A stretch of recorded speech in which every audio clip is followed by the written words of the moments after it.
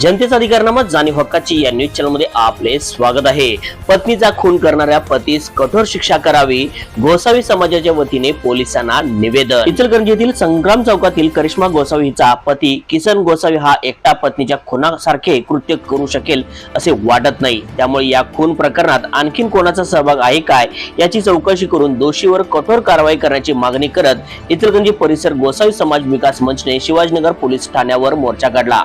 दरम्यान करिश्माच्या खून प्रकरणी पोलिसांनी अटक केलेल्या संशयित किसन गोसावी याला न्यायालयात हजर केले असता 24 जून पर्यंत पोलीस कोठडी सुनावण्यात आली आहे। संग्राम चौकातील करिश्मा गोसावीचा गळा आवळून खून केल्याप्रकरणी पती आहे, मात्र किसन हा एकटा असे कृत्य करू शकेल असे वाटत नसल्याचा संशय व्यक्त करत या गुन्ह्याचा आणखीन कोण सामील होते काय, तिचा खून कोणत्या कारणातून झाला याची चौकशी करण्याची मागणी करत इचलकरंजी परिसर गोसावी समाज विकास मंचने मोर्चा यांनी शिवाजीनगरचे पोलीस निरीक्षक राजू तहसीलदार यांची भेट घेऊन खून प्रकरणाची चौकशी करून दोषीवर कठोर कारवाई करण्याच्या मागणीचे निवेदन दिले। निवेदनावर राजू माळी, नितीन पडियार, आकाश गोसावी, सुनील जाधव, विशाल माळी, विकी पडियार यांच्यासह समाज बांधवांच्या स्वाक्षऱ्या आहेत। न्यूज चॅनल नेटवर्क सह जनतेचा अधिकारनामा जाणीव हक्काची या न्यूज चॅनलला लाईक, शेअर व सबस्क्राईब करण्यास विसरू नका व सदैव रहा अपडेट।